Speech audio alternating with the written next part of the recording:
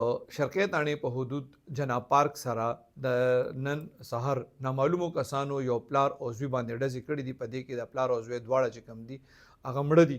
دې حوالې سره چې د شرقي تاڼې کوم ابتدایي ریپورټ دی هغې موږ ته اطلاع میلاو شوه چې دغه جناب پارک سره دوه کسان چاویشتي دي.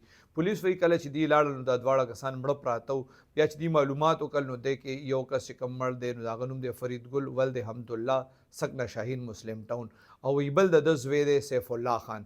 دا دواړه د شاهین مسلم ټاون اوسیدونکي دي. پولیس وایي دا د جناب پارک سره مسلح کسانو ویشتي دي. دا څنګه چې ما تاسو ته وویل نو دا د دې ابتدایي انفارمیشن پولیس وایي کله چې د دې مقتولینو رشته داران راشي د هغې نه به بیان اخیستې کېږي چې یاره دوی په دغه ټایم باندې چېرته تلل یا دوی په چا باندې دعوه کوي څه دښمني شته یا نشته. نو پولیس وایي بیا به دې کې باقاعده اف آی آر د هغې نه پس درج کېږي. خو څنګه چې ما تاسو ته وویل دا ابتدایي انفارمیشن دي. کم چې مړه دي دا پلار او زوی دي. د پلار فریدګل نوم دی د زوی سیف الله نوم دی او دا اوسیدونکي دي د شاهین مسلم ټاون. دا هغه انفارمیشن و چې کوم اوس موږ له پولیس راغل.